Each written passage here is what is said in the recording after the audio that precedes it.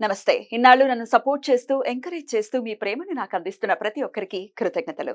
అలాగే ఈ వీడియో కూడా ఖచ్చితంగా మీకు ఉపయోగపడుతుంది. లైక్, షేర్ అండ్ సబ్స్క్రైబ్ చేసి మీ సపోర్ట్‌ని నాకు అందించండి. అలాగే ఈ వీడియో పట్ల మీకున్న అభిప్రాయాన్ని కామెంట్ సెక్షన్‌లో కామెంట్ చేసి తెలియజేయండి. ఇప్పుడు వీడియోని చూద్దాం.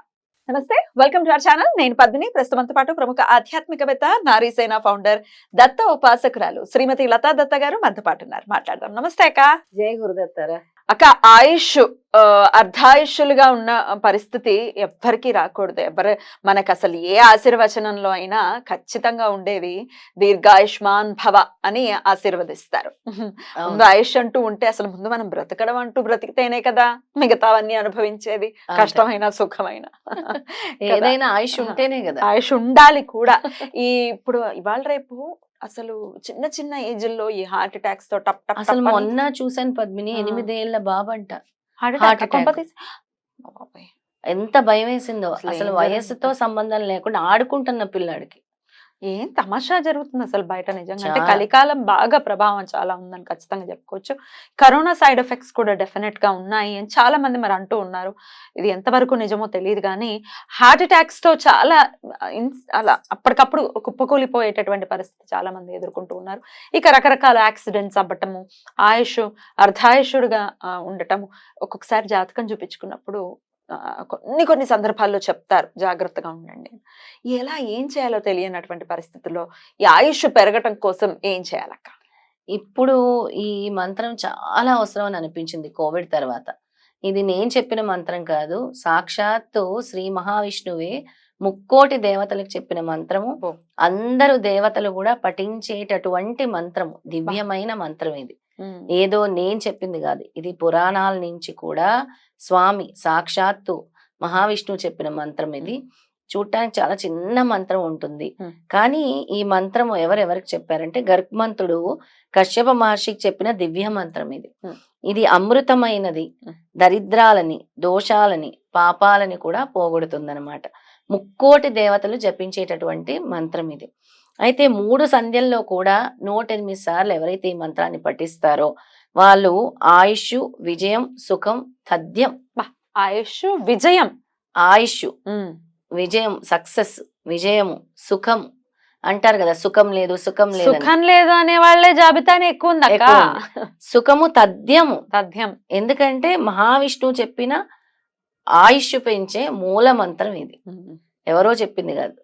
అలాగే చతుర్భుజుడైన అమృతేశ్వరుడు అమృతాదేవిలను మనసులో ముద్రించుకొని పఠిస్తే, బాగా గుర్తుపెట్టుకోవాలి ఈ ఎపిసోడ్ వినే వాళ్ళందరూ కూడా, అమృతేశ్వరుడు అమృతాదేవిని మనసులో ముద్రించుకొని, మనసులో స్మరించుకొని పఠిస్తే, అనగా అభయవరద ముద్రలతో సదా చిరునవ్వుతో ఉండే అమృతేశ్వరుడు ఆ చేతిలో కలసం, ఒక చేతిలో కలసం, మరో చేతిలో కమలం ధరించి ఉండే అమృత భాషిని సాధకుని కోరికలను తీర్చుతారు. ఈ మూల మంత్రము గరుడ పురాణంలో శ్రీ మహావిష్ణువు గర్గ్మంతుడికి చెప్పాడు. గరుడ పురాణంలో అద్భుతం. గరుడ పురాణంలో గర్గ్మంతుడికి చెప్పాడు. ఇది అంత సులభమైన మంత్రం కాదు. అందుకే దీన్ని 3 సంధ్యల్లో కూడా, అంటే ఉదయం, మధ్యాహ్నం, సాయంత్రం 3 సంధ్యల్లో కూడా 108 సార్లు అమృతేశ్వరుణ్ణి, అలాగే అమృతేశ్వరుడి చేతిలోని కలసాన్ని, మరో చేతిలో కమలంని కూడా అమృతాదేవిల్ని, అమృతేశ్వరుని అమృతాదేవిల్ని కూడా స్మరించుకుంటూ ఎవరైతే చదువుతారో చక్కగా కళ్ళు మూసుకొని కలశాన్ని, తామర పూని వాళ్ళి చిరునవ్వుతో మందహాసంతో ఉండేటటువంటి రూపాన్ని తలుచుకొని, అయితే అలా ఎవరైతే ఆ రూపాన్ని స్మరించుకొని కళ్ళు మూసుకొని ఆనందంతో చిరునవ్వుతో, అసలు ఎంత సుందర రూపమో అని స్మరించుకుంటూ ఉంటే వాళ్ళకి దరిద్రాలను, దోషాలని, పాపాలని పోగొడుతుంది. ముక్కోటి దేవతలు కూడా ఈ మంత్రాన్ని జపించారు అని అంటే ఎంతటి విశేషమైన మంత్రము, ఎంతటి శక్తివంతమైన మంత్రము ఇది అని చెప్పొచ్చు. ఆయుష్ని పెంచే మూల మంత్రం ఇప్పటి మనం ఉండే ఈ స్థితికి చాలా చాలా అవసరం. ఎందుకంటే విజయం కావాలి, ఎవరికొద్దు విజయం అందరికీ కావాలి. ఆయుష్ డెఫినెట్, అన్నిటికంటే ముందు ఆయుషే కావాలి. ఆయుష్ కావాలి. అసలు వయసుతో సంబంధం లేకుండా ఇదైపోతున్నారు కాబట్టి ప్రతి ఒక్కరు కూడా, మీ పిల్లల నుంచి పెద్దల వరకు అందరూ జపించుకునే మంత్రం ఇది. తప్పకుండా జపించుకోవాలి. సుఖం, ఇక సుఖం అయితే అసలు సుఖం లోపించడం అనేది జరుగుతున్నది. జరుగుతూనే డబ్బు లేకపోతే సుఖం ఉండదండి అనే వాళ్ళు ఉంటే, లేదు డబ్బు ఉంటే అసలు సిసలు సుఖం కూడా పోతుంది, అసలు సుఖంకి నామరూపాలు లేకుండా పోతుంది అని చెప్పే వాళ్ళు కూడా చాలా మంది చాలా మంది ఉన్నారు. అసలు లగ్జరియస్ గా బతకచ్చు డబ్బులుంటే ఏమో, కానీ ఆ లగ్జరియస్ లైఫ్ ఉంటుందంటే ప్రశ్నార్థకమే. చాలా ప్రశ్నార్థకం. అలాంటి వాళ్ళకి అంటే ఇప్పుడు మన పరిస్థితి ఎలా అయిపోయిందంటే, అసలు రేపు అనేది ఏంటి, ఎలా ఉంటుంది, రేపు అనేది ఏం సమస్య వచ్చి పడుతుందో. ఈ అంటే జిమ్కి వెళ్ళే వాళ్ళకి హార్ట్ అటాక్ అంటారు, రోడ్డు మీద వెళ్ళే వాళ్ళకి హార్ట్ అటాక్ అంటారు, ఆడుకునే పిల్లలకి హార్ట్ అటాక్ అంటారు, పడుకొని లేచిన వాళ్ళకి హార్ట్ అటాక్ అంటారు. వింటే చాలా బాధేస్తుంది ప్రతి ఒక్కరికి కూడా. అంటే కలియుగంలో పాపాలు ఎక్కువ అయిపోయినప్పుడు ఇలాంటివన్నీ కూడా జరుగుతూ ఉంటాయి. అలాంటప్పుడు మనం చేయాల్సింది మంత్రం, యజ్ఞం, జపం, ధ్యానం, దానం. దానం కూడా ఇవన్నీ కూడా చేయాలి పద్మిని. చేస్తేనే ఇవన్నీ పాపకర్మలు అనేవి తొలుగుతాయి. అవి ఎక్కువ అయిపోయాయి కాబట్టి ఇవన్నీ. ఇక ఆ మంత్రాన్ని ఇప్పుడు చెప్పబోతున్నాను. అతి సులభమైన మంత్రం ఇది. అసలు ఏంటక్క ఈ మంత్రమా అలాంటిది. ఓం జూమ్ సహ. ఓం జూమ్ సహ. జూమ్, ఓం జూమ్ సహ, అంతేనా? అంతే. ఓం జూమ్ సహ, ఓం జూమ్ సహ, ఓం జూమ్ సహ, ఓం జూమ్ సహ. ఇలా 108 సార్లు. 108 సార్లు. త్రిసంధ్యలు. త్రిసంధ్యలు. పొద్దున్న, మధ్యాహ్నం, సాయంత్రం అలా. అది ఆయుష్ని పెంచే మూల మంత్రము. శ్రీ మహావిష్ణువే చెప్పారు. అద్భుతం అక్క. ఎక్కడ చెప్పారు? గరుడ పురాణంలో గరుత్మంతుడికి చెప్పారు. రైట్.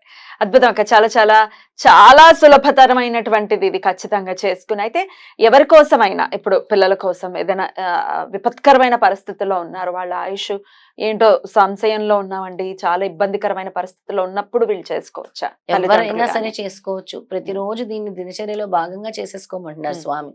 3 సంధ్యలు చేసుకోమంటున్నారు. ఇంకా నిత్యం మీ దినచర్యలో భాగంగా చేసుకోండి, అంతే. అదొక రక్షణగా నిలుస్తుంది. ఖచ్చితంగా స్వామి ఇక్కడ ఏం చెప్పారు? దరిద్రాలు, దోషాలు, పాపాలని తీసేస్తుంది. ఎవరైతే చదువుతారో, ఎవరైతే 108 సార్లు పఠిస్తారో వారికి ఆయుష్, విజయము, సుఖము, తథ్యము అని చెప్తున్నారు. తథ్యం అంటే ఇమీడియట్లీ. Beautiful beautiful. చాలా చాలా అద్భుతమైనటువంటి విషయాన్ని ఈ రోజు మాకు పరిచయం చేశారు. చాలా సులభతరమైనటువంటి మంత్రాన్ని. కాబట్టి ఏ రోజు మొదలు పెట్టమంటారు?